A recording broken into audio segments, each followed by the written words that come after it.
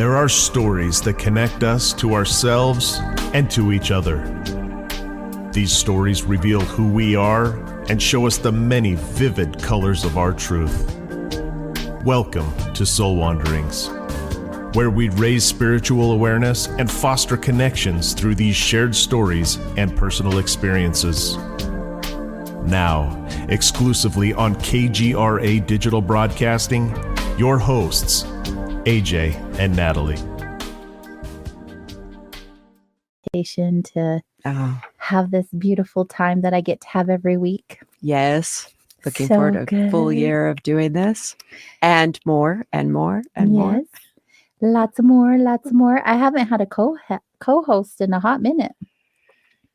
I started Soul Wanderings with a co-host when it was a podcast, and then I had another co-host, and that was not very long, and then it was just me. It's a big commitment. That's why I'm ready for it. I know. I was like, how would I word that? I was about to say I was thinking you'd be ready for it, but that's not really true. I mean, of course, if I thought about it, I would know that.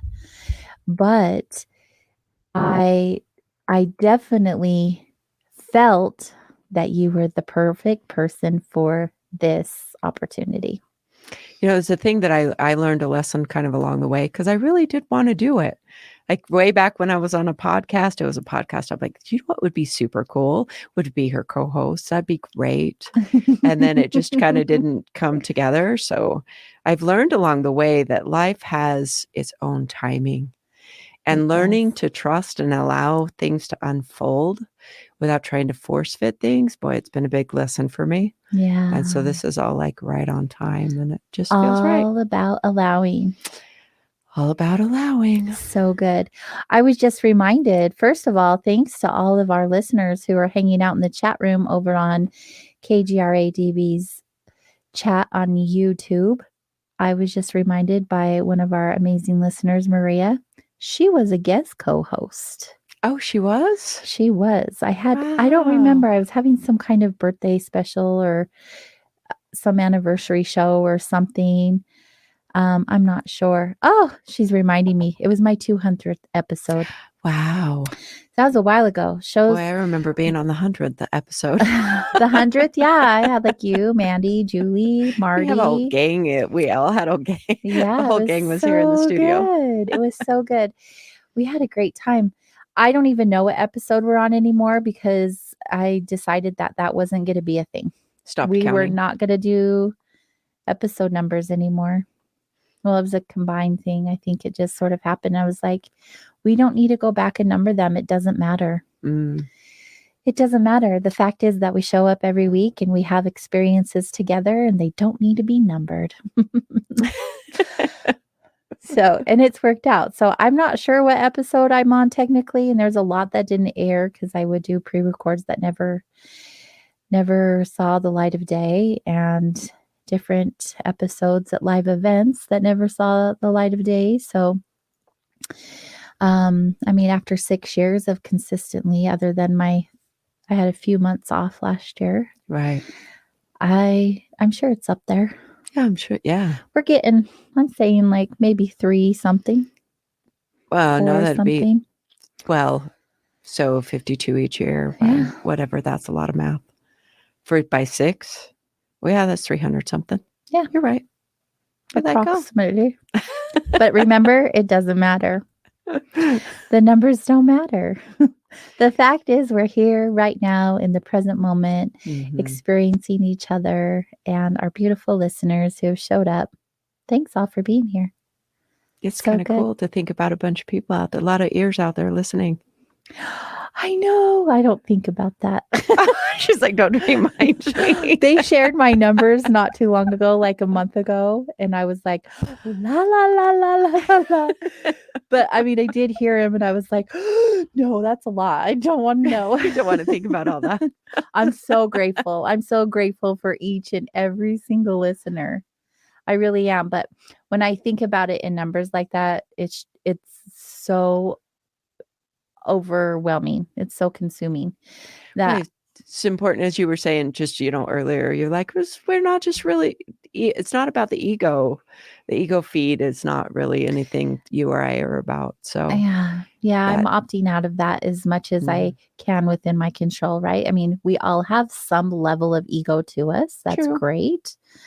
I think that is part of having the balance of the light and the dark, and it's necessary, but you can be overbalanced one way or another. It's true. And we're just choosing not to be. Just choosing. It's all choices. It is. At least today. Yeah. Every moment.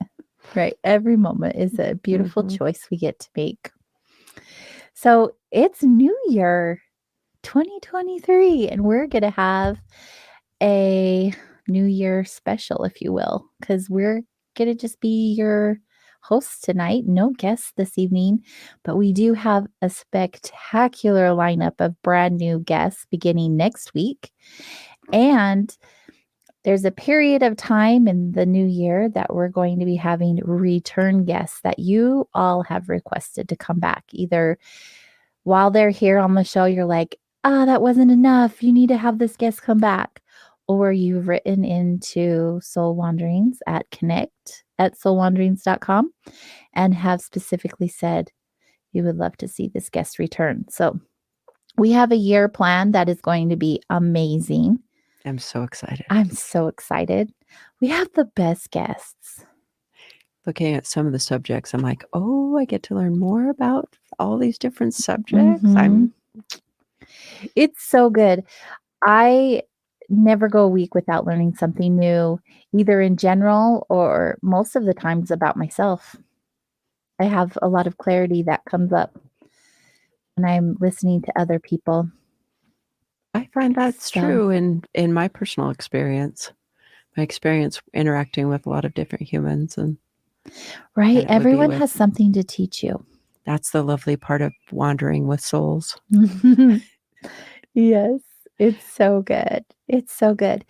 And I have learned so much from you as well.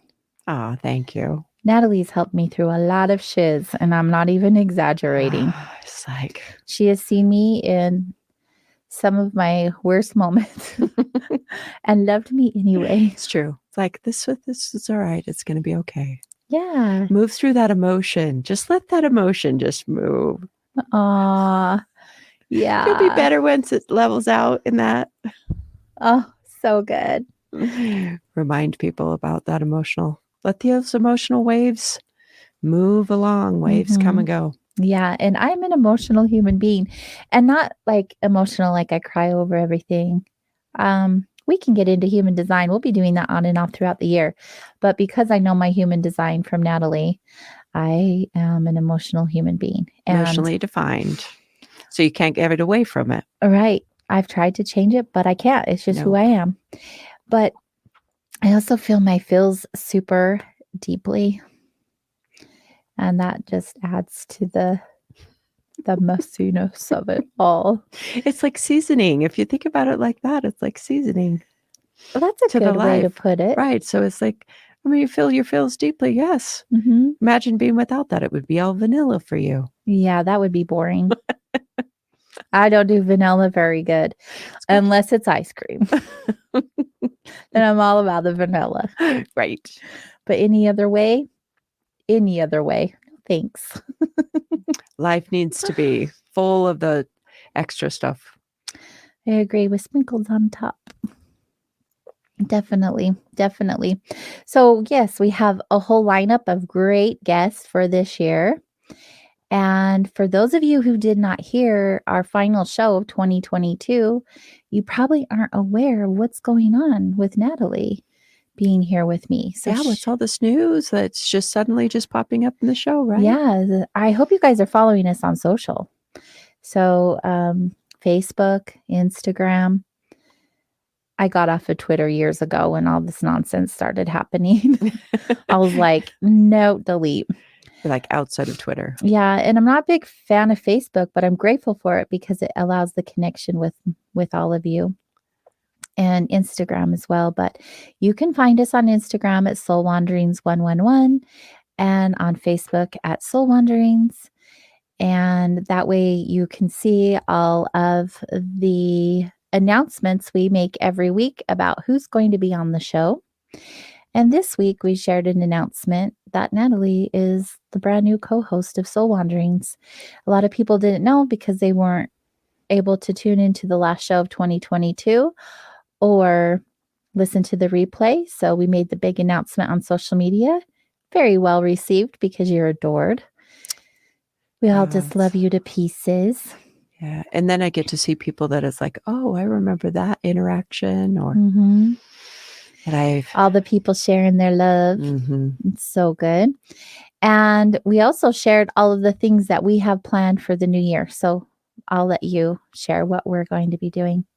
Some of the new features that we're going to be having on the show. Yeah. Like my Natalie Nuggets. Yeah, all of that good stuff we decided to do. So it's like, oh, this is where I should have taken notes. Like, you don't remember? Here, you need some assistance with that? Well, I don't have notes, but she remembers. I remember Natalie the Natalie Nuggets. Yeah, Natalie has this innate way of delivering messages in such a perfect, timely manner. And we call those Natalie Nuggets. And so every week that we have our show, the first hour of our show is going to be myself and Natalie, and we're going to be recapping the previous show and sharing anything that we feel a call to share for that week. Some additional concept or comments on what was the previous show. Right. It also will encourage listeners to go back and listen to a show if they didn't listen to it live. And then we'll get a little buzz and say, hey, go check out the show that we thought was fabulous. Yeah. And here's some highlights. Yeah. And so we'll be doing that. And then we'll also have a brand new hotline, if you will. Oh, yes. It's going to be called Whisper Wednesday's Voicemail. And we'll flash that number on the screen here at some point. But what that is a voicemail that you all can call at any time, day or night. So if you feel like an inspiration come on that you would like to share with us or our listeners, or if you have a secret that you need to get off your chest that you can't tell anybody else, if you read a book and you want to give us a recommendation, if you have any comments that you want to share about the guest and how it affected you and changed you or whatever, the voicemail is open to you 24/7. And we will select some to be shared on air. If there are some that are like super personal and you ask us not to, we will not. But you don't have to leave your name. You don't have to leave where you're from. It's just a way for you to have a place to let go of some of the things that are on your heart and your mind, whatever that looks like. And it will be landed in a safe, heart-centered space with myself and Natalie. So I found in my experience working with humans is sometimes it's getting it expressed. Even be able to say it out loud is a release. And that's for some of the heavy stuff. The other stuff is sharing with us and gives us a way to interact. Yeah. This is one of the big things that I wanted to do last year, but I can't do it all. But I thought it would be so fantastic now that I have this assistance, because I have an opportunity to do a lot of things I couldn't do by myself because now I have a bigger team. And that allows us to be more in connection with our listeners, because that is why I've always been here. I've always been here to assist you guys and bring in guests to assist you and inspire you and teach you and show you that you're not alone. And this is just one of the other tools that we're throwing out there for you to use so that you have the opportunity to share whatever it is you feel like sharing. And you don't have to share your name. I know I said that, but you don't have to tell us who you are. The part of it being a whisper is that it's secret in a sort of way. Even if we play it on air, not everyone's going to know who you are unless you tell them or they recognize your voice. But you can also requests that we don't share, that it's just for us alone. So while we're talking about it, 801-686-8214, the number is being flashed across the screen thanks to my amazing producer, Chanel. Our amazing producer, I should say. Gonna have to get used to that one. And we'll share that number throughout the show. We'll also have it posted on our website and social media soon, like within the next day or so. It'll happen. Yeah. Speaking of website, evolving. Did you guys just for fun go to soulwanderings.com? It's updated. It's got a new look. Yeah, we got a new logo. New logo. Natalie has been added to soulwanderings.com, and also go to kgradb.com to Soul Wanderings. It's all updated there as well. Check it out. Let us know what you think. Yeah. So in addition to Natalie Nuggets, we're also going to do... Right. What was it? Yes. Come on, Natalie. Backup memory. So I know we were going to just do discussions. I have it in my book and over there. That's over on the floor. It's like, oh crap. I was present. I promise I was present. We have a lot of things. It's going to be unfolding. Yeah. There's part of this that's like, we don't even know yet how it's all going to work. But also, I don't like planning everything to a T. That's the part of Soul Wanderings that I've always focused on, is even with our guests, I don't research the heck out of them. I love organic, authentic conversations. I have a gist of who they are, but I really like to have those organic conversations, as you all know.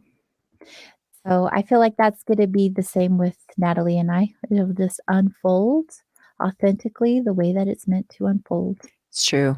Even when I don't remember all the things that we had laid out. Like, oh, well, I know. And true. Natalie's really good at remembering things. I put her on the spot. That's okay. I can handle on the spot. You're going to see me organically go, oh, oops, I didn't quite remember. It'll come to me. In fact, on commercial break, I'll pull out the book. I'm old school. I don't keep everything in a computer. I have a book. It's called My Brains. And I have everything in that book. If I lose that book, I am screwed. I have a feeling that I haven't quite. So I do a lot with experience. And so haven't quite. This is new. I was a guest several times, but it's very different being the co-host. And I'm just learning from your expertise because you've been doing this for a long time. And I'll learn how the flow of all that. I don't even know what to note yet. I wouldn't say expertise. It's expertise? I'm winging it. I am so winging it. I think after 6 years, it's got to become a sort of an expertise. You learn a lot by doing it and actually going through the experience of it. That's true. That's true. I think what I always committed to do was just show up and be myself. And I am not a professional by any means. And I just want to connect to our listeners and our guests, and just like I would in our shop or any other way. Right. Me too. Yeah. I just think that's what Soul Wanderings has always been about, and we're not going to get away from that. We're just people doing a thing. We have an opportunity. Yeah. So we have a lot of things planned for this year, and we're really excited. But in the meantime, because it is New Year, Natalie, do you ever make New Year's resolutions? You know, years ago, I think I made some attempts at New Year's resolutions, but I don't. So I do reference the design a lot because it's been such a profound discovery for myself. But I've learned that I don't have. When she says the design, she means human design, which she is a specialist in. Okay, carry on. Just so people are like, what? Right. The design. So I discovered through that I don't have like this consistent access to willpower. So, and there's a big old chunk of the world population that don't either.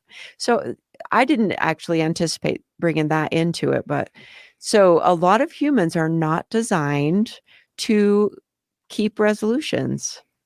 So it's a cultural thing to make a resolution. We want to, the things that we haven't been functioning well at, we're like, okay, new year, new start.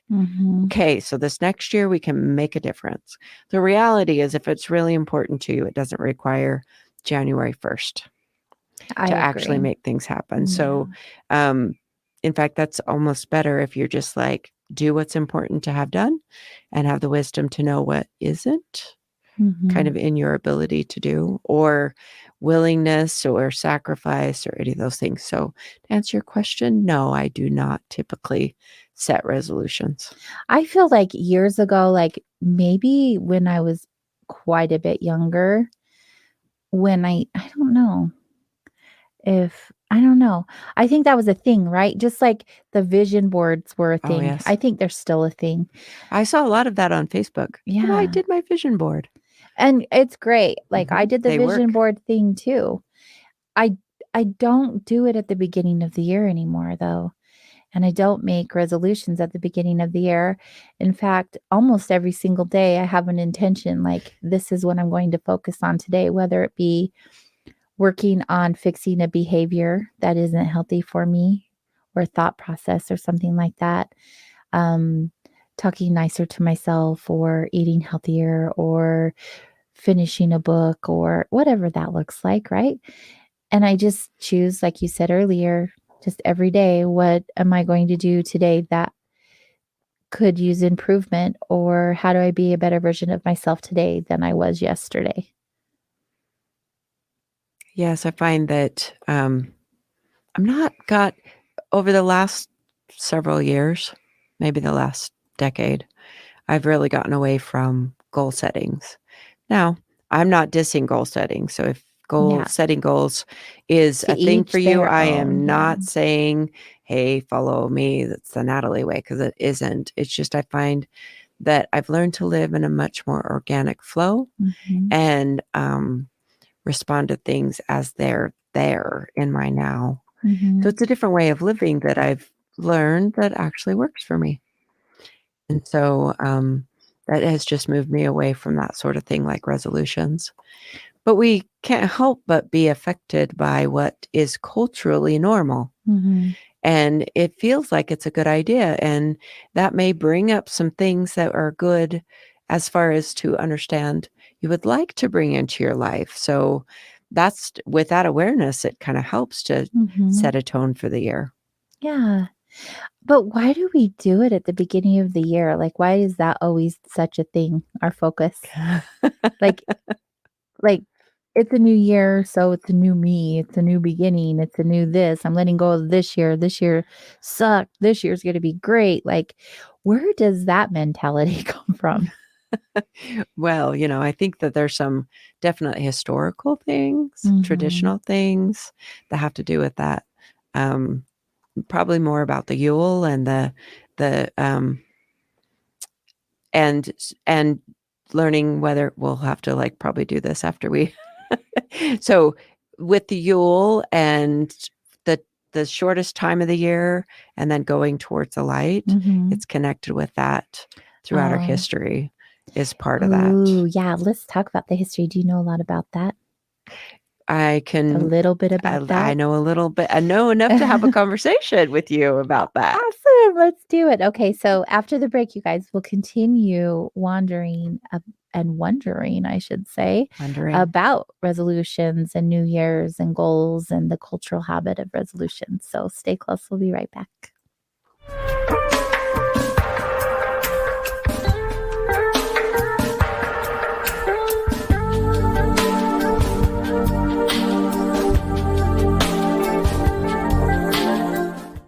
Hey members, the new KGRA DB app is now available on iOS and Android devices. Gain on-demand access to any KGRA DB programming. Download any show directly to your mobile device to listen or watch on the go. Go to the App Store and search KGRA DB.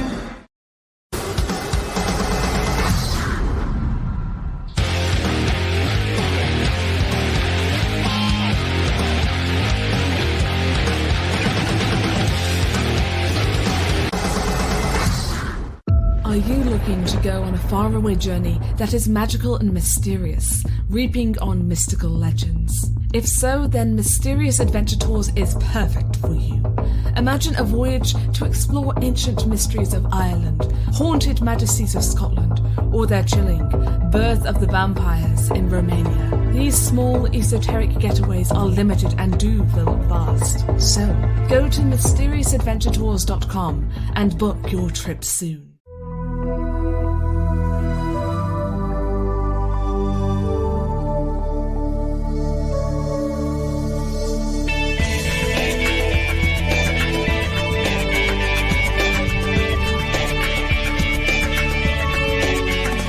Are we alone in the universe? The most important question facing humanity is on the verge of being settled once and for all. The Mutual UFO Network has been at the forefront of this journey for nearly 50 years. Our members worldwide are dedicated to the research, documentation, and awareness that will shape the future of humanity. Won't you join us?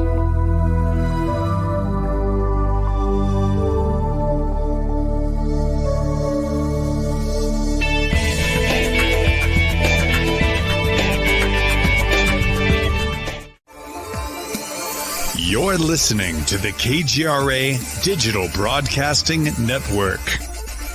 We provide unparalleled coverage of trending news in the world of ufology, cryptozoology, and paranormal phenomenon.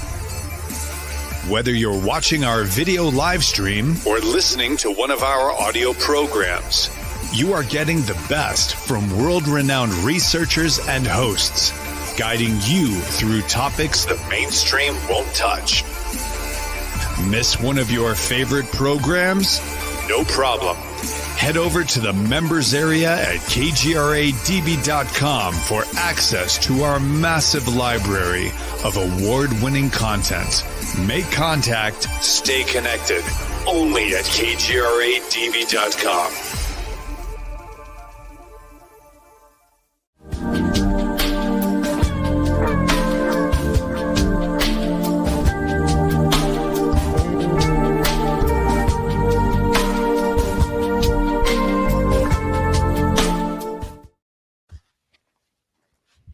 Hi, everyone. Welcome back to Soul Wanderings. We have a new intro and a new outro. And so that's going to be an adjustment. We were just hanging. And then all of a sudden the music stopped. And I'm like, oh, hi. How's it going? So we are talking about New Year resolutions and goals and vision boards and stuff. And I asked you guys in the chat room and you're really participating. Thank you. So it looks like a lot of you don't make New Year's resolutions or have not been successful with them. Your day by day. Yeah, lots of feedback. I'm sure Chanel will start popping those up on the screen. Our dear listener Charles said the ancient Babylonians are said to have been the first people to make New Year's resolutions some 4,000 years ago. Thanks to Google. Thanks for doing that research for us. We have some smart listeners. Oh gosh, these guys are amazing. They're just like, oh, help us out here. Yeah, so good. So yeah, please do share your thoughts on the history that you are aware of.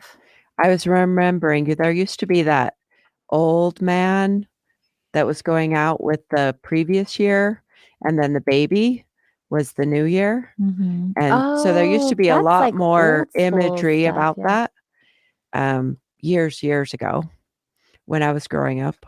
I remember it was like that. And that's that new opportunity, the new baby, the year is just beginning. Mm-hmm. And so that all goes into that aspect of why we could resolve to do all the things that we just didn't. And we like to have a new opportunity to go, okay, out with that old stuff. Yeah. I find a lot of people are going, okay, the next year holds a lot of opportunity and it's going to be better. Unfortunately, it doesn't always end up that way. No. Which could be its own emotional experience, but.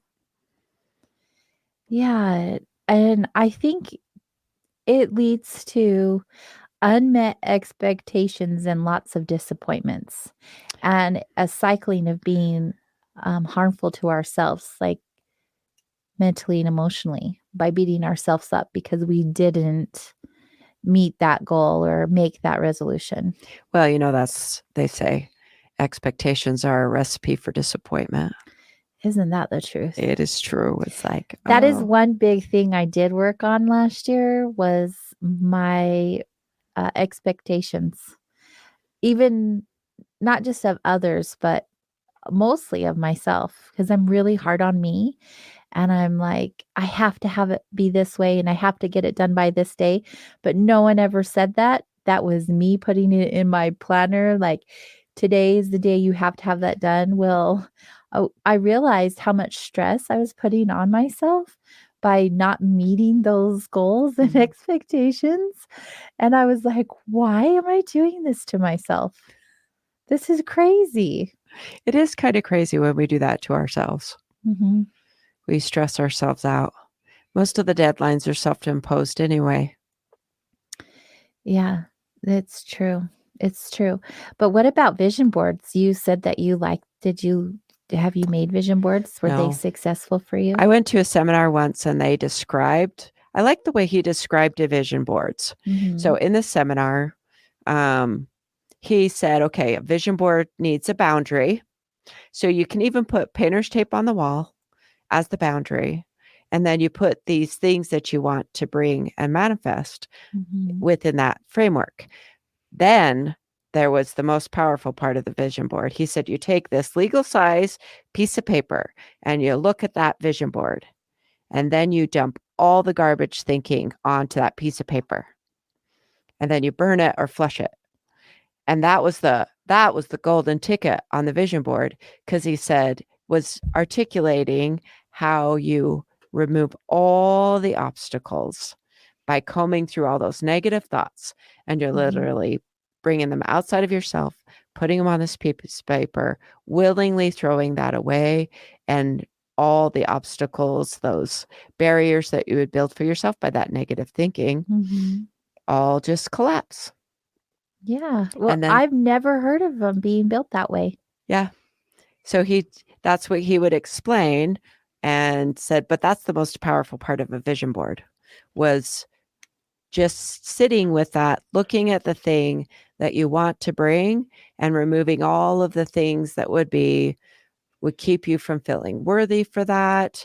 All of that negative thinking cycle just gets removed by, it's really quite a profound trick when we lean into it and we rescript our thinking.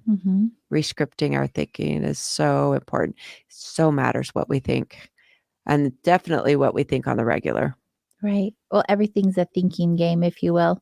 Yes. Everything's a mental challenge of some kind. Everything, like your thoughts and your actions, all are created in your mind. It's true. It's such a powerful tool. On my wall, I have, if you think you can, you can. If you think you can't, you're right. You're right. It just works that way. It does. It absolutely does. I took a 90-day mind and body program. It was probably a good 10 years ago. And one of the big things that we did in that program was create a vision board. And I don't know if it was at the beginning of the year or we just did it in general. I don't recall. But I remember one of the big things was, don't just put like a picture on your board of something you want to have or achieve, but actually, here's a good example. Say I wanted a Corvette, which I do. I'm in love with Corvettes. So say I wanted like a 1950s Corvette, and I just put a picture of the Corvette on there. Just putting a picture on the Corvette on there isn't going to do anything, right? You'd have to have action towards getting that. But what they wanted is a step above that, is you going and taking your picture in a Corvette as if it was already yours. Oh, to manifest that reality. And I remember the instructor was just like, that's all you have to do. You just become a powerful manifester. And I'm the realist that I am. I'm like, but a Corvette's not just going to land in my driveway with a big red bow on top, right? Not just like that. No. Well, maybe you could. I mean, that would be some powerful manifesting, and I want to know how to do that if that's the case. We'll have to keep working on that. Maybe that is a future topic. Could you see me in a Corvette? Could you see me getting out of a Corvette? Well, that might be that would be like, okay. So then there's that practical side of it. It's like, the idea is nice.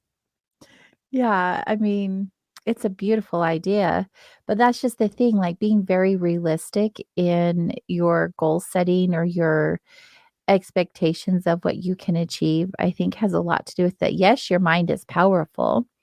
Yes, I believe that you can achieve anything that you believe because of that. But also there's the realistic part of things. Right. But if you want to think about these types of things, vision boards, manifestation, it gets back into that presentation where they said, really, truly, vision boards are about removing any sort of resistance to you having that thing that you most desire. Mm-hmm. Because we do have a lot of resistance to it. There's a lot of internal or unconscious or resistive thinking where we're not really as open to let everything come to us that we deserve. Like we really, on the high level, deserve. Ooh, you that's get a everything whole other that you topic. deserve. That's a whole other topic, Natalie. And most of us don't feel like we're worthy of very much, if anything at all. Oh, so that reminds me of, the resolution. So back still talking about resolutions, a lot of people want to resolve for better health, better things like that. I was texting with someone who just went through some she had a knee replacement, and I was texting with her and she's like, it's just so hard. And I said, good health is worth fighting for. So are you willing to put forth the effort, the fight to Amen to get that body state, get that mental state? Now there's no days off then. Like there's no days off in your life. There's really none. And so to achieve those levels, depending on your health, even the Corvette, it's like you just have to be so committed to it, it's going to happen. And then the doors just automatically open because that's the way the universe works, is that you can't even, the magic of the universe is inexplicable how those manifestations work, but they do. I remember a way back book in the early 1900s, the Game of Life and How to Play It by, I think, Florence Scovel Shinn. Oh, that's on my list. It's I haven't really quite profound because we've got newer sort of things like The Secret, or people talk about manifestation. Oh, The Secret was so big, right? Yes. But this is way before The Secret, but it's all the things about The Secret. And it's really about like stepping into that space where you would have the Corvette, or you would have that healthy body, that you would be what it is that you would want to see in your mind. Now, I'm with you. There's the ideal, there's the concept, and then there's the practical. And it's in that practical walk that we bump into the resistance that we have. But I also find on a different we just take a little different trajectory and we say, so one of the reasons why I've learned through all my work that goals kind of get in the way is because we can never know the most that we could have. We can't create the most we could have because it's beyond what we could imagine. Right. So it's beyond that. So you have to allow or surrender to something that's the thing that's bigger than me will bring me that. And I can't even know what that is. Yeah. Do you think that that's something that we would even know in this human experience of a lifetime? I think we know it when we get it. Yeah. Like, it's really hard to imagine. I had this really cool experience one time. I was in this program. It was like a martial arts energy program. And they were, there was these movements that we would make. And it was in that space, I felt like I got taken over, but I felt like it was taken over with my future self. And I felt so much strength Wow. and so much power. It kind of like took my breath away because I'm like, oh my gosh, but somewhere I knew that was me. That was like where I was It going. was just a knowing. It was a knowing of where I was going, of where I was going to grow to. Mm-hmm. And so I think that it would blow our minds I think exactly that how you're powerful right. we are. Right. And I couldn't agree more. There have been so many times in my life where, and I know everyone can relate to this, where you just are like, there's no way. I can't do it. I have exhausted all of my options. I have used every ounce of strength I have. I have A, B, and C. There's just no possible way. And I feel like we're just so conditioned to give up on ourselves so easily. Well, and I think that that's often the point then you can crack. It's the best place to go. You go all the way in there and then you crack. Yeah. And then the it's expansion can good. happen. It's so good. Till sometimes our hearts have to break open for expansion. You can let that light in that they always talk about. We have to give it all up so that we can be like that seed that's deep in the soil that cracks and lets it all go. Mm-hmm. Yeah. Those things really do happen. Do they ever? Like, okay, I give up. I surrender. Perfect. Well, you think of those moments that they refer to as dark night of the soul. Yes. But you always make it through. How do you make it through? Because at some point through that experience, even if it's a pin drop size, you see the light creeping in. You see it before it expands and ruptures right before your eyes. There's something that keeps you strong enough to go another moment or another day. Yeah, that reminds me of what we're going to kind of bring up. That's like what we're going to need this year. Oh, yeah. Just so you all know, second hour, Natalie and I are going to talk about predictions. Right. For this next year. We're going to give it a go. We're going to give it a go because, why else? Why not? All the psychics are doing it. Why can't we? Well, right. We are not psychic, but we're going to talk about stuff. Hey, I'm not psychic, I would say, but there's a little clairvoyance going on there. Clairaudience, claircognizant. That's what it is. That one. There's a knowing. In some things. I don't know about predictions, but it's going to be fun anyway. Yes. We'll have fun with it. I was in a relationship. In fact, it was a marriage. So it was more than a relationship. And it was one of like the biggest things we always got in arguments about was that I didn't have any goals. Like it was looked down. I was looked down upon because I didn't set any goals. I didn't have a 5-year plan. I didn't have a 10-year plan. And it wasn't because I didn't have the ambition to set a goal or to think it about my future. It was just because that's not the way that I work. And so sitting down and like having a 5-year plan sounded like torture to me. And every time we sat down and we had to have this planning session, it was hell because I was like, I don't know what next month looks like. How do you want me to predict the next 5 years of my life? Like it's so not, it doesn't compute in my brain. And not that I'm not driven by goals, but they're not in the way that people who are goal oriented are driven, if that makes sense. It makes sense to me. Like I have goals in life, but do they have a time stamp? No. I mean, just like I said earlier, I want to be a better version of me today than I was yesterday. That's always a goal, if you will, for me. That's what I strive towards. 5 years from now, if I'm alive, hallelujah. But I'm not going to plan out what happens.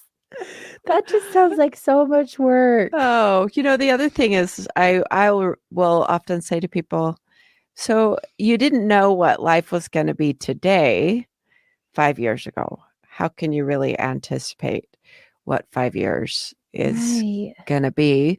The other thing it's interesting to sit down and do that, you literally like separate from the now. I found so much goodness in living within the now anyway. Yes. Because now is the only place you can respond from, make a decision from, do any action from. Exactly. So if you go, and I'm a stretch myself out 5 years, it's kind of you go into the future, it can drive some anxiety. Is that what made you anxious? Was you went too far into the future? Time travel. That's the only way. We were time traveling. You're like, no. Time traveling is just not for me, yo. It's not happening. I did the same thing too. They would do that when I was used to work for the federal government. It's like, what's your 5-year plan? Yeah. Charles said something good in the chat room. Yeah. Intentions are better than deadlines. Oh, I like that. He always has something wise to say. It's very profound. You know, Charles should have his own Charles Nuggets because he has said so many things that I have typed up on my you have a little template. booklet of Charles Nuggets? Actually, I do have quite a few things that he has said in my book. I'm not lying. Intentions are better than deadlines. Yeah. Living with intention. Yeah. Can you imagine? So that reminds me, I don't know why it reminds me. How many of us do that? So I don't believe in saying I'm sorry. I don't know what this has to do with the new year, but we had someone today that we were saying, don't say I'm sorry. Why are you apologizing? I have this conversation on the daily. I am not a fan of apologizing or saying I'm sorry. It doesn't resonate with me. In fact, it's kind of like a inharmonious sort of language that I find. And one of the reasons, well, first, I wouldn't want the I am followed by whatever words. That's a very powerful sentence. And if you look up sorry, is that something you want to claim that you are? I would just say, pay attention to that. And the other thing is I don't apologize because I really strive to live. Everything that I'm doing is on purpose and with intention. So if that affects someone, I'm not really sorry that it does because that's just you're not taking responsibility for their emotions based on how you conduct your way of being. Correct. Yeah. I know.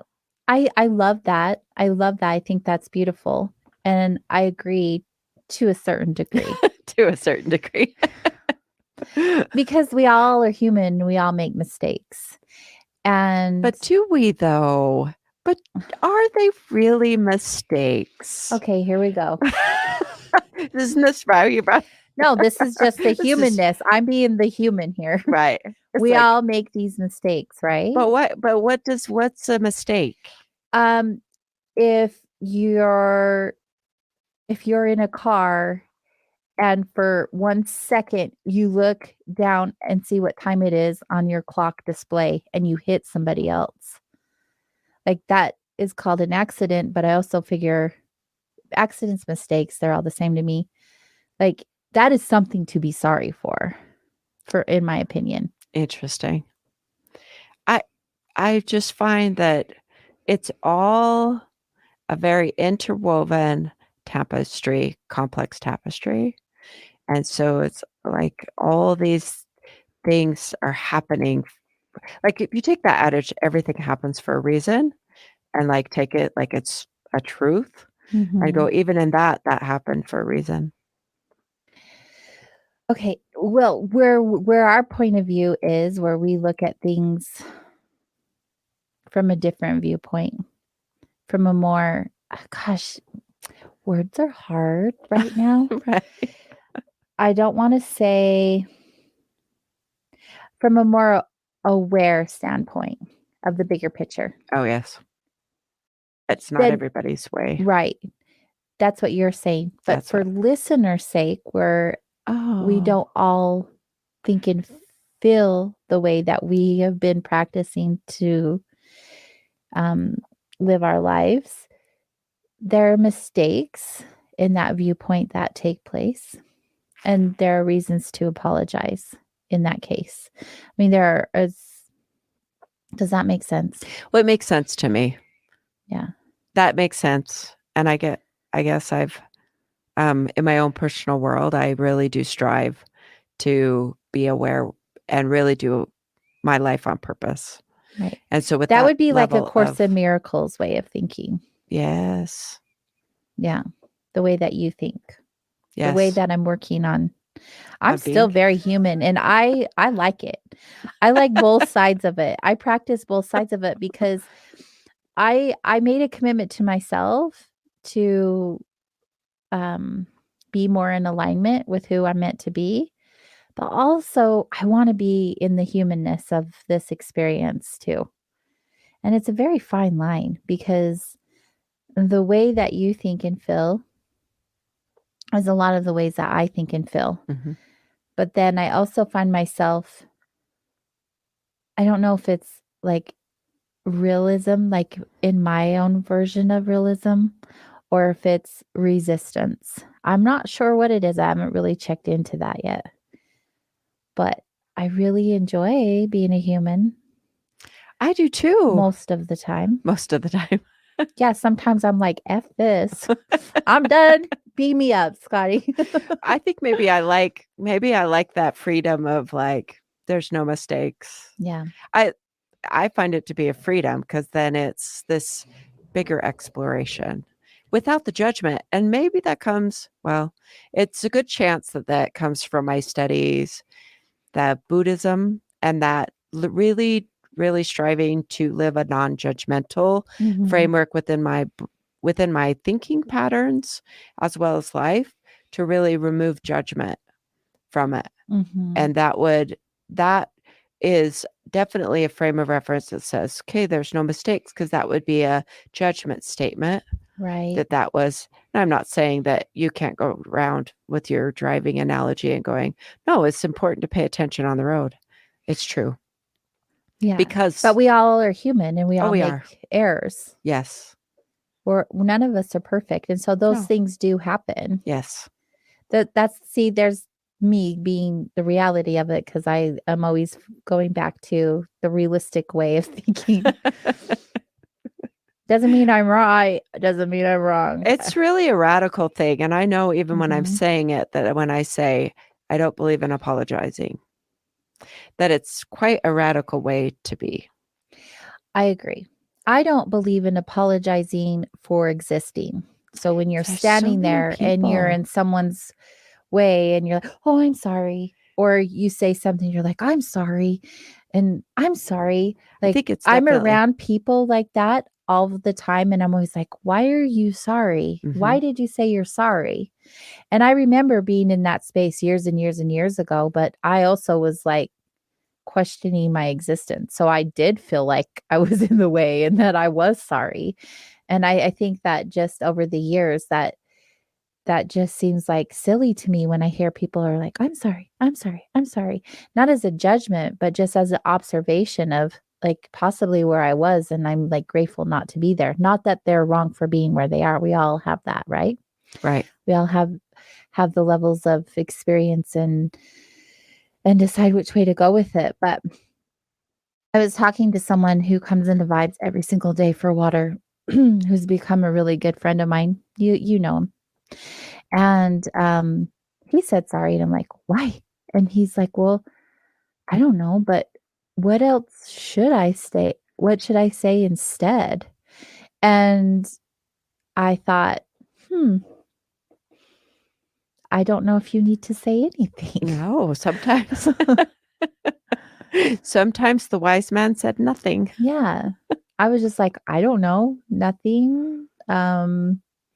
Try a bunch of different words. I guess it would be situational. I'm not sure, but you don't have to be sorry for like stepping in my path of walking on like it wasn't even an accident. You just happened to step. You know, like it just seemed really silly. And then it just made me really think. And then Chanel, our producer, just wrote, what should people say instead of I'm sorry? And I'm like, that's a good question. You know, we're going to think about that in the break and come back with some things to say. Yeah. Actually, I will often say when someone says that, crossing paths and you're like at a store or something and they're like, oh, I'm sorry. And I'm like, no, you're good. Yeah. Is my response, because it's like, no, I don't have a problem. Yeah.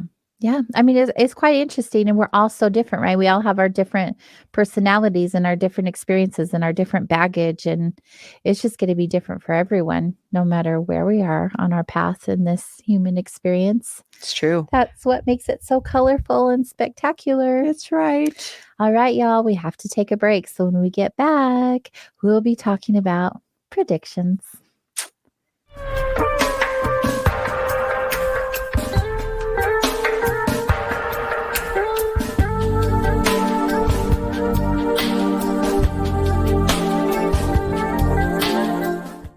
Hey members, the new KGRA DB app is now available on iOS and Android devices. Gain on-demand access to any KGRA DB programming. Download any show directly to your mobile device to listen or watch on the go. Go to the App Store and search KGRA DB.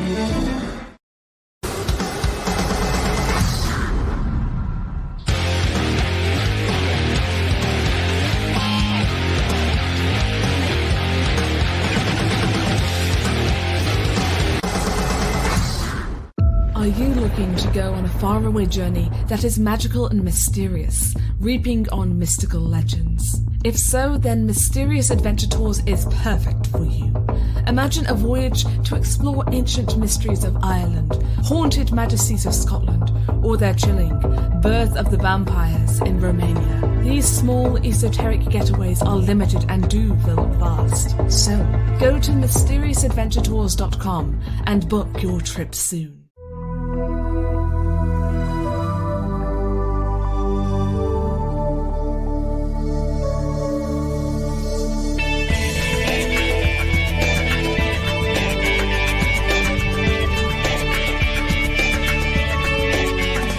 Are we alone in the universe? The most important question facing humanity is on the verge of being settled once and for all. The Mutual UFO Network has been at the forefront of this journey for nearly 50 years. Our members worldwide are dedicated to the research, documentation, and awareness that will shape the future of humanity. Won't you join us?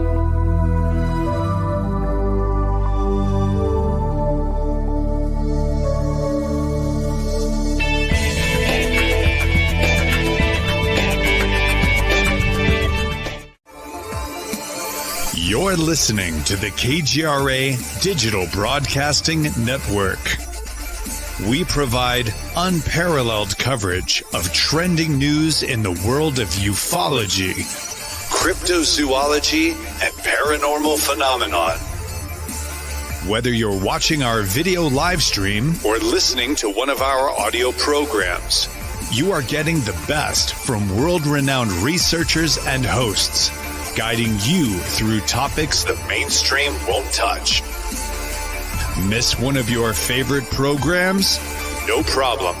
Head over to the members area at kgradb.com for access to our massive library of award-winning content.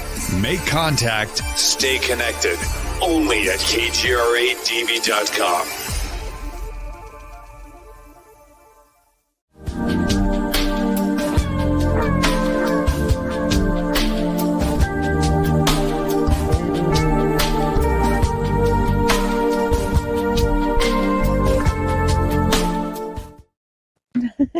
Hello, everyone, and welcome back to Soul Wanderings. I am AJ, and this is our new co-host, Natalie Peace. Hello. And we're hanging out here on KGRA Digital Broadcasting, your #1 paranormal and alternative talk network. You can hear more about, you can hear actually all the archives. Here, tune in, go visit kgradb.com. All of the archives are there for the last 6 years. Wow. That's a lot of listening. It's a lot of sitting and wandering, and I am here for it. That's why I'm still here. Every year, I've talked about this in the past shows. I always check in. Am I where I'm meant to be? And I did it again this year. And I was like, yes, but do I have the energy for it? No. Do I need a co-host? Yes. Yes. Yeah, I do. I mean, I'm still doing all of the things that I've always done, but You're amazing. I have the extra love and support, and I so appreciate it. Oh, it's so much fun. So good. I can feel evolution coming on. It's going to be a great evolution. year. Brand new year. Yeah. Best year ever. Don't need a resolution. I'm just like, okay, well, I took on a new gig. It's like, yes, that's going to drive change. Oh, Genghis in the chat room. Over apologizing is a common symptom amongst individuals with low self-esteem, fear of conflict, and fear of what others think. Wow. That would be accurate. That's a lot of fear. So what do we do to overcome that? Face the fear and do it anyway. Face the fear. Face the fear and do it anyway. That's how you get through it. You got to go through it to get through it. I do find that in my experience with people, so if you do want to make a profound change in your life and you apologize frequently, commit to removing that word from your vocabulary. Just what word? Sorry, I'm sorry. Absolutely rescripting it. What do you say instead? Be creative. Think about a bunch of different things. Use the synonym antonym. So we go back in grammar. It's like a thesaurus to find out what's the opposite than sorry. So you could play with that. That's when you're doing change and you want to change yourself, it's have a playful attitude, like a beginner's mind with it too. Don't take it as a super serious undertaking. Experiment with it. Play. See if you can bring that kind of energy in with but a lot of times people I'm not laughing at you. I'm like, she's over there laughing. I'm like, there's a few times where someone in the chat room makes me laugh and I can't hold it in. I can tell that that's something that was like, I do not have that joke going on my side of the room. I tried not to LOL. Thanks, Maria. Oh, that's she said avoiding conflict keeps me from punching someone in the face. Yes, okay, see, that is actually good. Sorry to interrupt. Sorry about that. Oh, this is a grand time. I like it. I'm super serious. And then she's like, no, there's this. I probably would have done that too if I'd been reading the chat room notes. Okay, that does not usually happen to me. I can usually hold myself together, but that Maria girl. Oh, that's lovely. Okay, where are we back to like I am so sorry and I apologize. Could you say that differently, please? Carry on. I do not care how that made you feel. Oh, that's such it's such an interesting thing. Paying attention to cultural norms and then just having a desire to just kind of step outside of the norms and do something different. Feels funny. Change is necessary for progress, though. Absolutely. Do you remember what you were saying before I rudely interrupted you? You didn't rudely interrupt me. It was actually quite lovely. It's like over there laughing. Well, I was talking about... She still takes me way too seriously. Well, what I was talking about was if you wanted to learn how to rescript it, you would actually take sorry, and then you would want to like go to the opposite. So you could use a thesaurus or what's different than sorry that you would like to be. I feel like it's so situational. It is just like Chanel sharing with me, like, for an example, interrupting a conversation. I know when I took etiquette class, it was, excuse me. It wasn't, I'm sorry. But people use both. That's true. But sometimes but then apologies don't mean anything when you're saying sorry for little things like that, in my opinion. Oh, yes. I actually worked with someone who would say it like 5 times. I'm sorry. Okay, I'm sorry that this, and it's like, whoa, it doesn't mean anything. Right.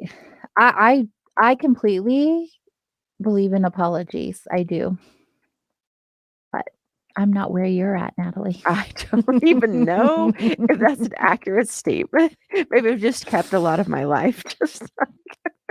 Well, you have just had different experiences, different teachings than I have. And we agree and believe in a lot of the same things. Right. But then we also are just different because we're different people and different life experiences, different, being raised differently and et cetera. There are some periods of time in my life where I apologized a lot and I felt like I made so many mistakes. Mm-hmm. But I've come to understand myself differently, and that part of my life changed itself with different relationships. Right. And see, that's what I was saying, like years and years ago, I remember being that way, and how I got out of that habit, because it was a habit, is pausing. Every time I found myself about to say it, I would stop myself and not say it. I would just pause. Yep. And I just changed the behavior behind those experiences that normally I would have made a different choice. Honestly, that's when we're undergoing a behavior modification, especially if it's like language that we use on a common, you have to start raising your awareness first, and then you have to pause because it's habitual. Mm-hmm. And then you can start to add different language in, scripting it different. It's an evolution. You got to, not a revolution, an evolution. So it's most of the time we're not ready to just massively overhaul ourselves. Mm-hmm. Just let ourselves to evolve. Right. Yeah. To that better person you were talking about earlier. Do you want to know something awesome? I'm going to switch gears a little bit. Yes. I found my notes. Yes, they're on paper. There is nothing wrong with paper. Natalie Nuggets. Wednesday Wonders. Okay, we got those two. Peace of Mind, because Natalie's last name is Peace. That's right. The ways that you can gain peace of mind. Yep. And we're going to be doing like little segments on relationships, like relationship guidance and friendships and relationships with self. All of that. Yeah. So those are just a few things going back to the beginning of the show. Mm-hmm. Okay, now let's carry on. Let's talk. We all over the place tonight. Let's talk about 2023 predictions. What do you predict is coming in this year? Okay, well, I'm going to put my stuff aside for a minute. Nostradamus. Yes. So he's made a lot of predictions, right? Yeah. And a lot of them have come true. Right. I'm not sure how they determine Nostradamus's particular prediction ends up in 2023, but I'd like to know. I'm not sure. Okay. But I remember listening to, because, I am on social a lot, not because I want to be, but I need to be. I need to be. It's a thing. Yeah, I run businesses that are based on social media. So yeah, it is a thing. I come across a lot of content, and so I've seen quite a few things on what Nostradamus has predicted for the year 2023. This year he predicted a great war for like 7 months, possibly nuclear. World War III-ish. Well, that's kind of rumbling around the planet. Yeah, and it has been. It has been for the last 2 years. Yeah. Yeah. Inflation will be the highest ever. That so bad that we won't be able to afford food, and cannibalism will be a thing. Oh, cannibalism. It's coming back. Oh, I didn't know that one. Okay, this is not my predictions. My predictions are much more positive. Right. Not all of them, but yeah, I mean, and I also, I got on YouTube over the last couple of days because in the new year, I love to go and see what other people are saying, like all the psychics. We have a past guest, Robert Lindsay Milne, who will hopefully have on the show again this year. I'm going to try to book him. He was fantastic. And he gave me a reading after the show that was just mind blowing. I need a good psychic. He has a video out on YouTube that I haven't gotten to watch yet. It's on my to watch list, which I'll probably end up watching it tonight or tomorrow because I watch a lot of YouTube. And I'm excited to see what he says. But I did get a chance to see or hear what other people were saying. I even checked out Teal Swan. I'm not a fan of Teal Swan, but sometimes she's not wrong. Huh. She's just an interesting human, in my opinion. So I've heard. So there was a common theme. Yes. Of people sharing the same thing, the leadership crisis around the world. That's the thing. Obviously in America, it's a shit show right now, but it's not just here. Like the whole world is having the same issues. They just look different. And so that's like going to be a really big thing. And the whole government monopoly and control, all of that. And, I don't love talking religion or politics on the show. It's kind of a waste of time. I'm just saying, when I went and listened, that was a common theme. Also, the other common theme that was happening was issues with insects, like mass amount of insects. That are like the pestilence sort of things, like they're going to be overpopulations. Yes. Like all kinds of insects. I don't know, which is strange because not that I've read the Bible, not really interested in reading the Bible, but that was a thing, right? One of the 4 horsemen. That was one of the things that was smart going on there to will take. tell us. Yeah, that was one of the things that was going to take place. Like we'd be plagued by locusts. Or I something remember like that. there's a few years back that the locust storms that were in Vegas, and they were like, they can get like that. Yeah, and so that was going to be a thing. One of the things that a lot of them were saying. The other thing was having major environmental issues.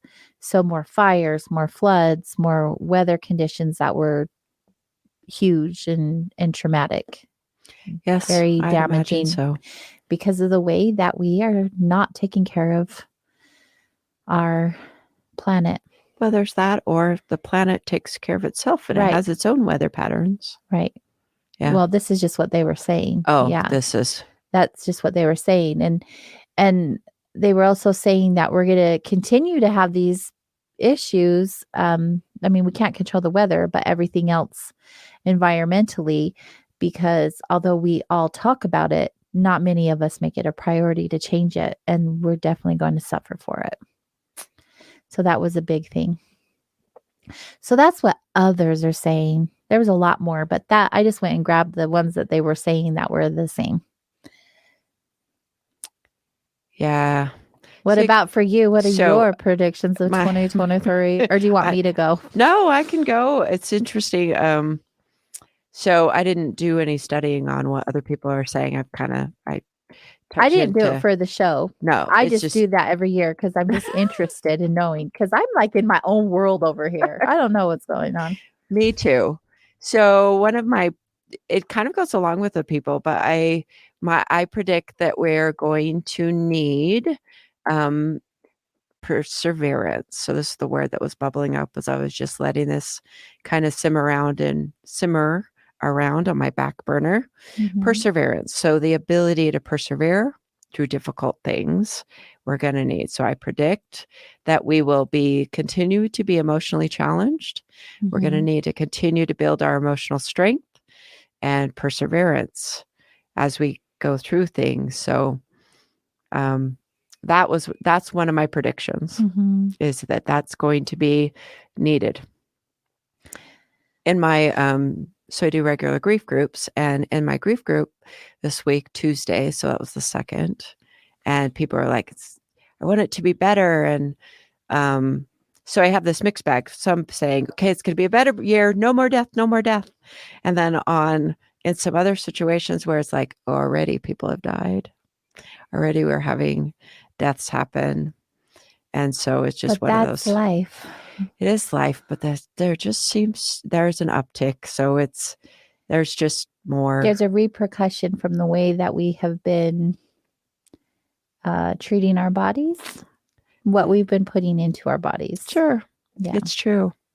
There are those, and it's some of it's mysterious, some of it just is we're just like things that make you go, Things that make you go, that we're watching. This is I do have to say, this is a fascinating time to be alive.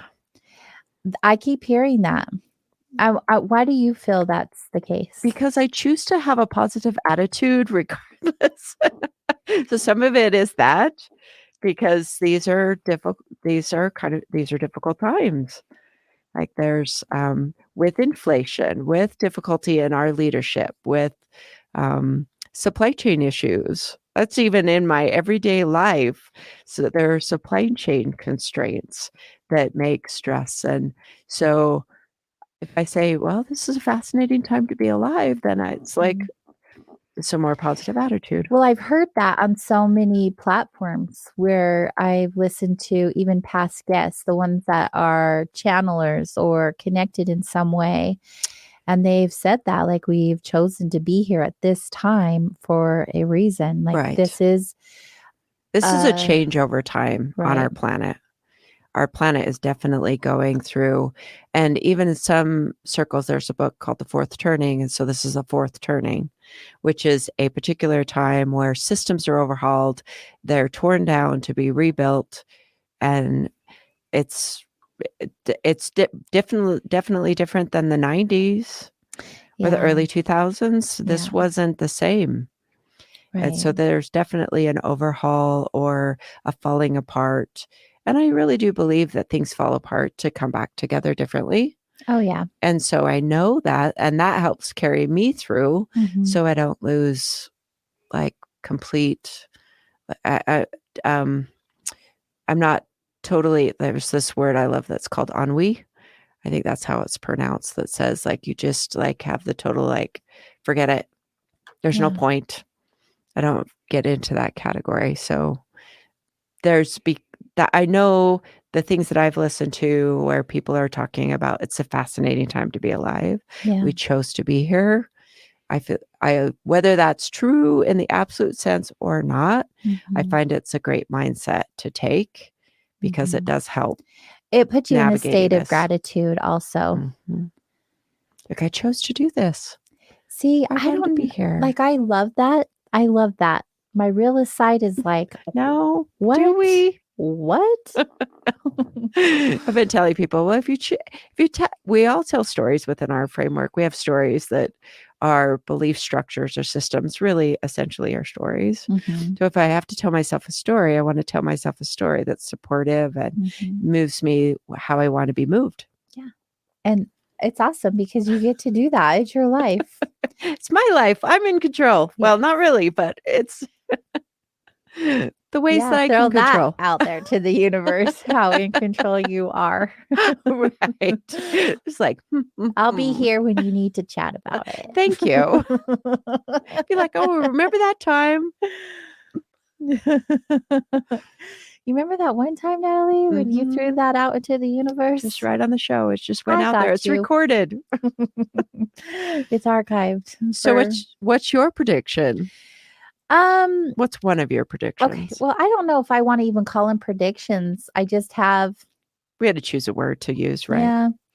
You know, when I meditate. Would that be good? Anticipations? I hope some of them. Okay. For sure. I feel like when I meditate and I just tune into the energy around me, in me and around me, I feel like there's going to be a lot of chaos. And this isn't a negative thing. It's just like when you were talking about how things have to fall apart so they can fall into place. Right. I just feel like a lot of chaos is going to be taking place. And I'm not talking about with the government and the world. We already know that's happening. But I mean, like, within ourselves. I think people are really tuning into who they are and really wanting to connect with their true self, with the true essence of who they are. By doing that, I feel like all kinds of things are going to come up, because when you do that kind of work, when you start opening closets and digging in boxes, there's going to be some level of chaos. But Right. I feel like it's necessary and super important for you to be able to tune into your true self. You have to clear all of that gunk up. So when you're into those tuning into your true self and Mm-hmm. simplify. Yeah, I feel like it's about not wearing a mask anymore because we don't have to. We can really show up and be who we truly are and who we're meant to be. There's this movement going on, and I wouldn't say I agree with it or not. I love that people are speaking out and using their voices and sharing their truth. I think some of it is very damaging from my point of view and for where I'm sitting, for various reasons, depending on the topic. But I think that it's important that we do connect to our voices and we do share our truth. I think that's part of our human experiences, is really learning who we are and what our purpose is and what our birthright is, and really accepting it and owning that from a non-brainwashed point of view. Do you understand what I'm saying? I do. So I think like that's the thing. I think that people are going to be really tuning into themselves. And I also feel like it's going to shift relationships. Like what we've known traditionally with relationships and friendships, I feel like is going to shift. So you see, you see people who, like the LGBTQ community, they're coming out and they're just like letting their flag fly. That's great. Like they're stepping into who they feel like they are, but that's not what I'm talking about necessarily. I'm talking about like all kinds of relationships, not just partnerships. Right.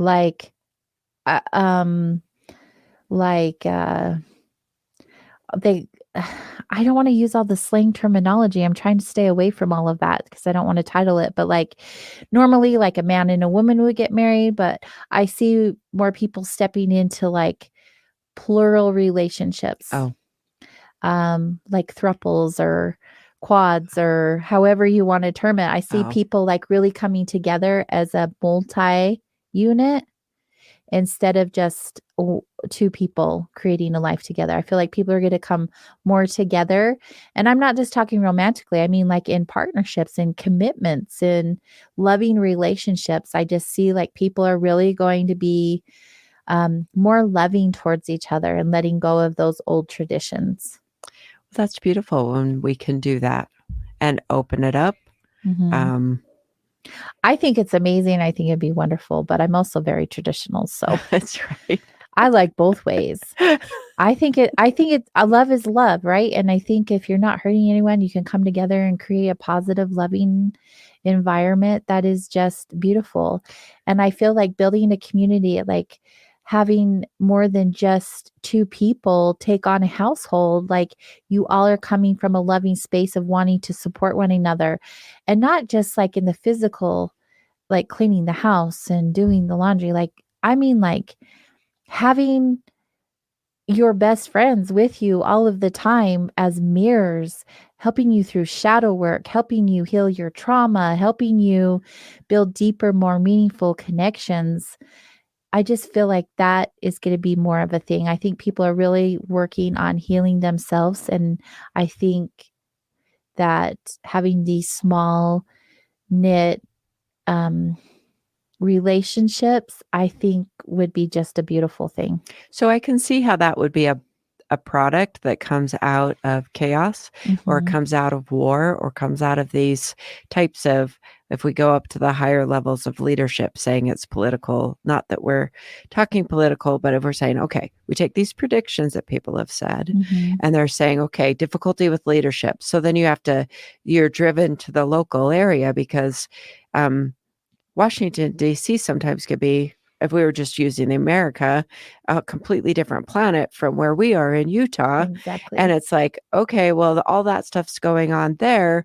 But when we're walking within our community in Utah, what can we do that's within our own space, connecting with our local, and supply chain issues, and often then you're forced into establishing more of a village.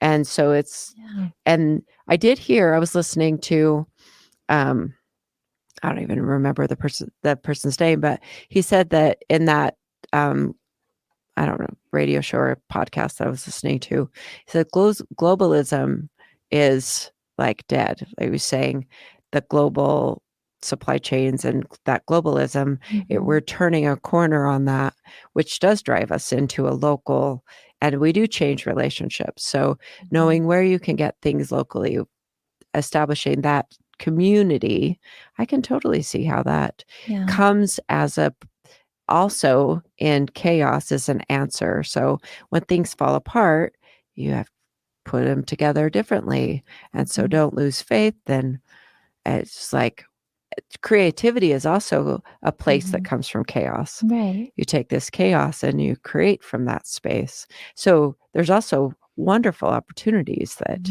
come out of situations like we're currently in. Right. Where you get to create it differently. How would you make it happen? I would totally be down for a community in my home. I think that would be amazing. I've always been open that way, though, and I think it's beautiful. Just take over a neighborhood. We'll all just do that. Yeah, and I feel like we should come together, and I'm not just talking like, when I'm talking about this, I'm not just talking about like a committed, loving relationship or partnership with not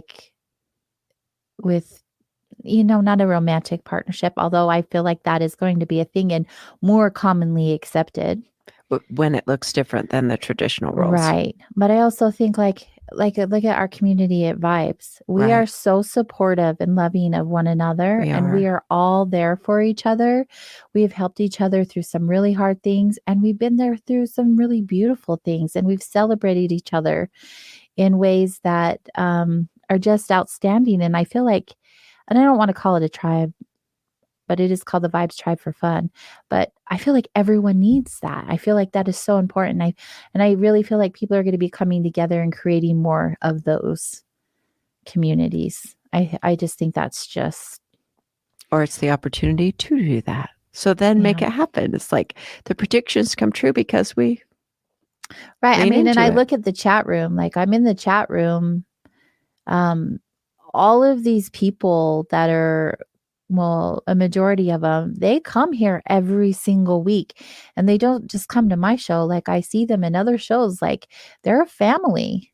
They're supporting each other, learning things together, sharing their thoughts and feelings and opinions together. And I just think that is fantastic. Like that would be amazing to see all the way around. And you see, like in times of crisis, when people are going through something major, like strangers, and then you see the community all come together to support them, either emotionally, financially, any type of support. It's happening more and more, and I think that this year you're going to see it more often. That's what I feel. That's one of my predictions. I think it's a beautiful thing. It is a beautiful thing. I feel like the other thing that will be a thing in this year is, alongside of that, people will be standing more in their power, because people have been learning to find their voices and sharing their truth. But I find that they'll be sharing those things in their own power, not so much in the rioting and the groups and the, calling people out and fighting against each other. I feel like just individually as a person, people will be like finding their own strength and finding their own power. Does that make sense? Makes sense. I feel like that's going to be a thing, and focusing more on like ourselves instead of worrying about the other people. I feel like we'll focus more on our health, doing more preventative maintenance, because people are so worried about getting the different diseases that are being placed in front of us.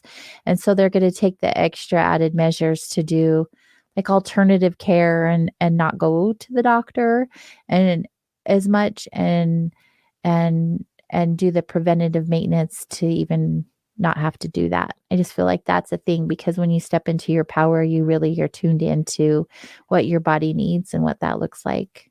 Well, so I think people will be taking more care of themselves and their health. That is definitely stepping into your power, because you realize that the power doesn't belong in a doctor or a pill or it's you tune in. I applaud that, because I'm all about personal power. Oh, absolutely. We encourage people left and right at the shop to stand in their power. I think that's important. Yes. Really get to know who you are, so you know what you're standing for. So as you were talking, I was one of the things that I would, with unraveling the brainwashing or propaganda, you have to start learning that what is that? What is the word?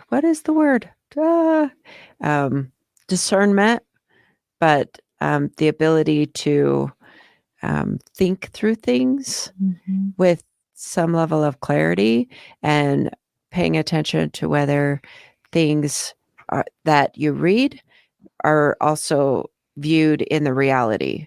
So you're starting to say, okay, I'm reading these things, but I'm not seeing it actually happen in the world.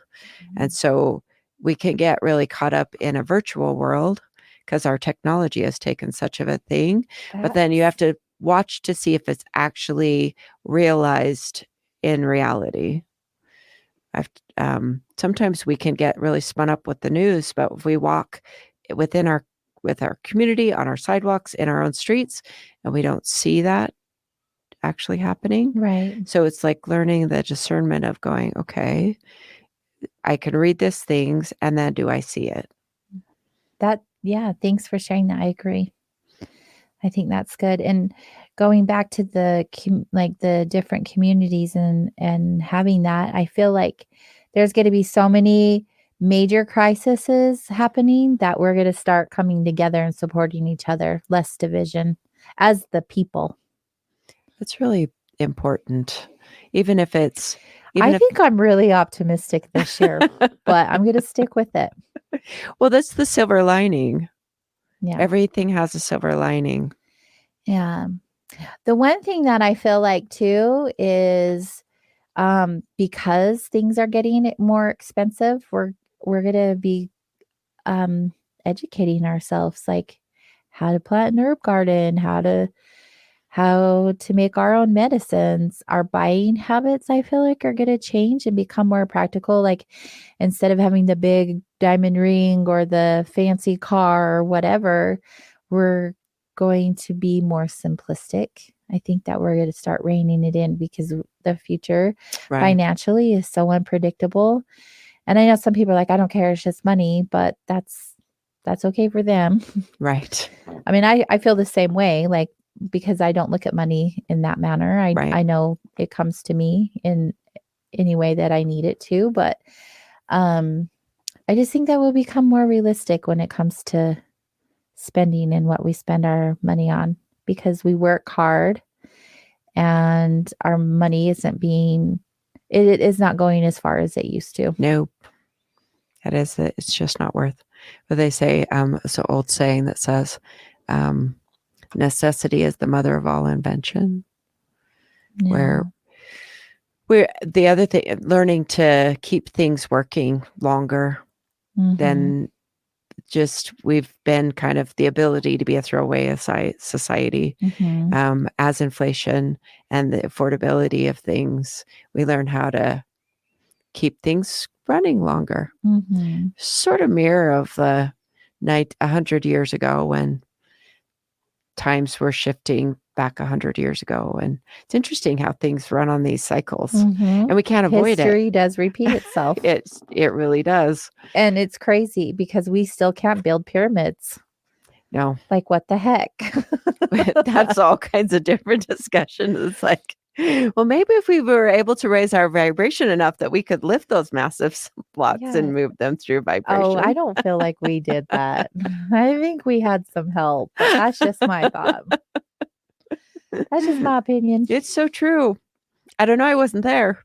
Maybe a different incarnation. You could have been there. I could have been there. Yeah.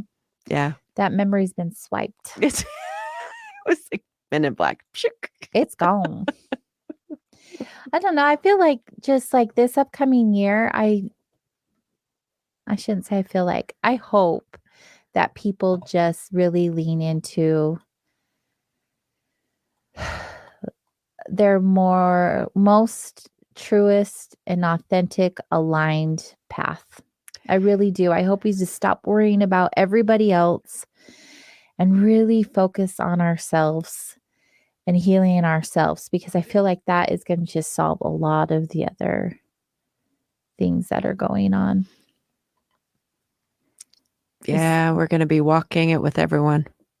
Yeah. We're going to be here along this chaotic path. Yeah. If it is chaotic. And I won't bring up all the other health stuff that I came, because it's pretty negative, but you and I have a lot of the same viewpoints on that. Yeah. Us people, boost your immune systems. There's lots of ways to do it naturally. There is. I don't know. I feel like when I checked in, that's pretty much what I got. A lot of lovey-dovey mushy stuff in the midst of all of the ugly that's going on in the world. I think there's going to be a lot of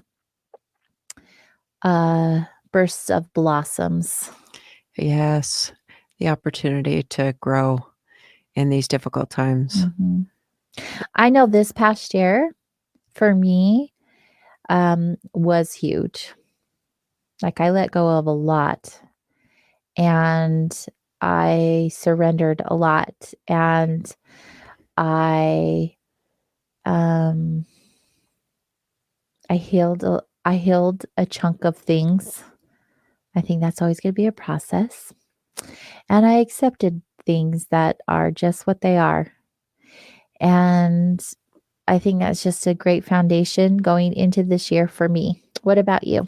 So I know going into this year, I participate in a group coaching club. And so 2 topics that really resonated for me to teach on, which the first one was acceptance, being a master key. Mm-hmm. And so the ability to accept things as they are. Mm-hmm. And then what goes along with that is a concept I've come to understand about emotional pain and the measure of emotional pain. And when I was thinking about the show, and this came up to share, that said, okay, when we get hurt because we're saying, oh, I'm hurt, things aren't the way that I want them to be, or people aren't responding the way, we have emotional hurt. Mm-hmm. It's a measure of how far away you are from what is. And so when times are chaotic, you do really have to resonate with, it is what it is. Like, it is that. I just have to say, when I first met you, I said that all the time. And then you were saying it, and I was like, I met my soulmate. Yes. And I have a ring that even says it. I wear as a reminder. It is what it is. And I had a love-hate relationship with that saying for a while. And then I really leaned in to just go, okay, I can appreciate it. So when you accept that things are what they are, instead of resist, then it becomes a more solid place to move from. So I was teaching about acceptance being a master key. It unlocks all the locks. And, it's in the addiction recovery world, they say acceptance is the key to all your problems. And there's wisdom in that saying. So there's that. And then the next concept that I know will be important is surrender as a power position. And so if you want to be in a place of power. I wrote that down. It's right here. Surrender is a power position. And so I often think about the martial arts, where it's not that they surrender and give control over to someone other than them. It's just they're willing to be ready, Mm-hmm. to move from that position. So I know that. So I did work with someone that said she didn't like surrender because it had a sort of triggered a trauma response into her. Mm-hmm. So then I'll say, okay, surrender, or we can use allow is a power. A space of allowance is a power position where you can move more easily without being rigidity. Yeah. Rigidity in a mindset makes rigid things break. They do. To be too rigid, things break. Like the willow tree is very fluid and flexible, and it doesn't break the same as something that's really rigid. That holds against the wind will break something that's rigid. So I used to work for the Air Force, Department of the Air Force here, and they say flexibility is the key to air power. But, we take it outside of that. That's just where I learned it. Yeah. No, I'm sure they have some great things to share. Sure. So flexibility is the key or a key. So learn to be less rigid. So allowing, surrendering, those are important skill sets to have. And if you don't have them, skills, it's a skill set, and skills can be learned. Absolutely. So then you learn, have an open mind, be willing. All of those things are important in times of change. That goes back to when we were talking about resolutions. There's one thing that I used to do all of the time is pick a word of the year. That was my theme. And I did have allow and surrender as a word. What'd you learn? Those years. I learned that what you put out into the universe comes back to you tenfold. It will be. It was awesome. Honored. It was a thing. Did you have like 365 days of learning to surrender? I got what I asked for. I think the words of the year are great, but I don't do that anymore. It's not for me. I remember doing a bout of when we were teaching those Get Real classes, and we'd have a topic. And we would be instructed with that particular topic for 2 weeks before you teach it. We're like, okay, we don't want topics anymore. No. It is amazing. It is amazing what you really put out there. And it's an invitation to the universe. No doubt. To show up for you. Yes. The universe will always show up. It does. And it was an invitation like, hi, I want some more. You said you wanted to learn this lesson. Here you go. Yeah. That's why I'm like, hard pass. I'm good with that. I'll just let you I've been teach there, me what. done that. It's so good, but I'm good. I wonder if other people are doing. I haven't heard as many rumblings about a word of the I think it might have year. been a trend just like everything else. See, those trends are carried on the wings of the universe too, though. Yeah. There's I when you agree. tap into the social consciousness. So I wonder what the trend is this year. Well, I mean, you got a little bit of if you're just tapping into what they're saying. Yeah. Overhaul, change, chaos. Yeah. Yeah. I mean, it's quite interesting. Everybody has an opinion, including us. Yes, we are expressing our opinion. We are not professionals. Do not take us seriously. We are just human beings having this human experience right alongside with us. However, if we say anything that inspires you, motivates you, or any other positive, wonderful thing, yay, we've done what we came out to do. That's what we're going for. Having a creative conversation. Being here with all of you beautiful humans. Yes, and you can whisper to us about that. Oh, yes. Let's remind everyone. Whisper Wednesday's voicemail. If you guys have an inspiration, you want to share a quote, you want to share a book recommendation, you want to share how a guest or one of us gave you an aha moment. If you have something weighing on your chest that you just need to get out or off of it, you can call us 801-686-8214. The number's flashing across the screen if you're joining us live. And you don't have to leave your name. It's a secret. It's a secret line. You can just call us.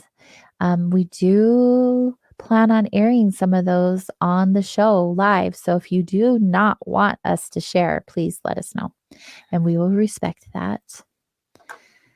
Definitely. Thanks for the reminder on that, Natalie. You're welcome. So I was remembering one trend that I've seen. Have you seen on Facebook that people are like claiming a book a week?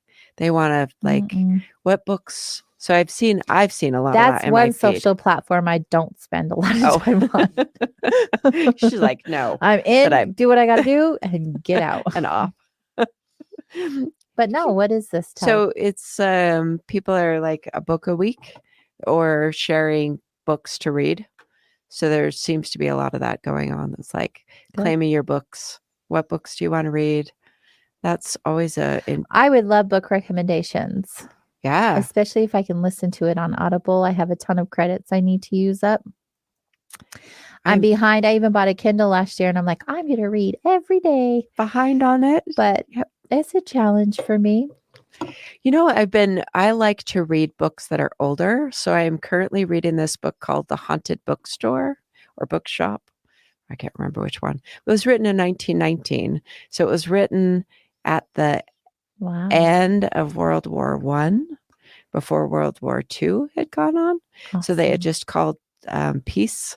So it's really interesting. The language, even from 100 years ago, was so different. Mm-hmm. We don't speak the same way. I used to buy poetry books that were really old like that. Yes. Because I just thought they were so interesting and beautiful and just different all at the same time. I was thinking as I was reading it, I'm like, wonder what it'd be like to write with all those different words that we don't seem to use now. I know. The language has changed so much. We're like, like it. Oh my God. I like it. Yes. It's like, I don't know. But we can only we're in 2023 now. Yeah. We're not in 1919. And then there's the world was so different. Yeah. I don't mean to say that. That's one thing that I'm working on my vocabulary. But yeah. Well, when you're on radio and you have to fill in the little spaces, we don't want dead air and yes. Very good. It's changed already. I remember my very first show. I said about, I think Warren, the owner of KGRA, before he owned the station, he's the one that got me started doing this. And he helped me edit my episodes because they weren't live. We would just put them out. And we used to cut all the ums out for the first few episodes. And then we were like, this is taking way too long. You either need to learn how to stop saying or it's going to be a they're problem. Just going to be in there. It was so funny. But that's okay. That's just the way it goes sometimes. It's true. It's kind of it's definitely a different experience to be the one speaking into the microphone and knowing it's recorded. Yeah. Okay, I'm a smartass. Anyway. It's cute. We have a few extra moments. We have about, I don't know, less than 10, but do you have anything you want to share with our listeners as a possible challenge or inspiration or anything to leave with them for the new year? Yes. I always get asked in my groups, and it's like, what's been resonant in my various groups is monitoring your thinking and your stories. So the stories, if you aren't aware that the thoughts straight, okay, two things that we'll just kind of keep it simple, I guess. Yeah. Or I can just like deviate, but we'll just go simple. The thought stream, one thing, pay attention. Most of our thoughts, our lovely brain is like a big antenna, and our lovely world is full of a lot of noise.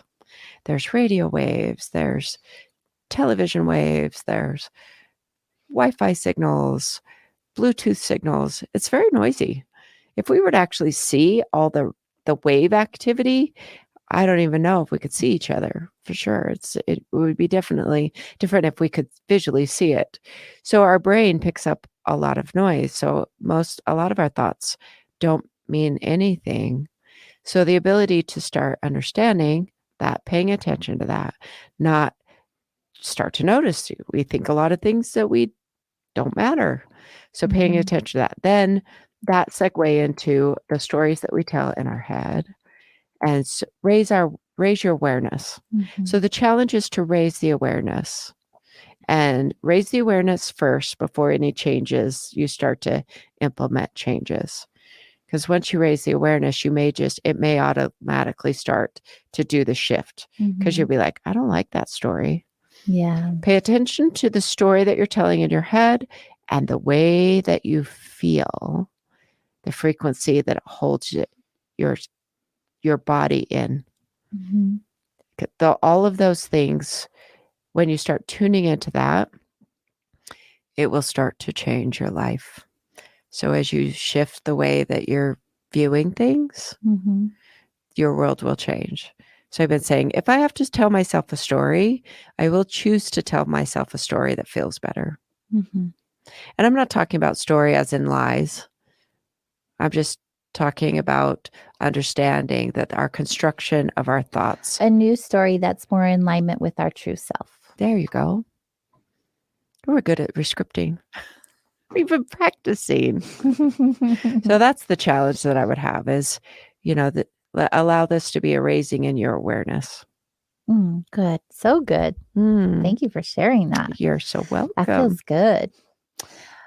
Mine's going to be simply said, but it's more challenging to do than what you'll hear. I would say my challenge for this year is we don't know what anyone else is going through. And if you would accept the invitation to be more compassionate and have more empathy towards each other, I feel like that could change a lot of our experiences. That's all I have. That's a huge thing. It is a huge thing. People are so mean to each other and to themselves. And to themselves, you're right. And if we could just be a little more kind, I think the vibration of the planet will raise just a little bit more. That's what I have. Be brave, be kind. So in conclusion, great show. Thank you. I want to share with you guys who we have next week, and I'm going to commit to doing this every week if we have time, and we have 1 more minute. So quickly. I've been trying to book with this guest for a hot minute now, and finally, Vicki Joy Anderson will be joining us, and we'll be talking about sleep paralysis. Wow. I know. It's a fascinating topic. So I hope you all join us next week for another Soul Wanderings and our first guest of the year. It shall be wonderful. That's so exciting. Thank you, everyone, for being here and supporting us and participating in the chat rooms. I have the best listeners. Now Natalie does too. Thank you. And just so delighted to share this time and space with all of you. So until next week, be good to yourself and be good to each other. Good night, everyone. Good night.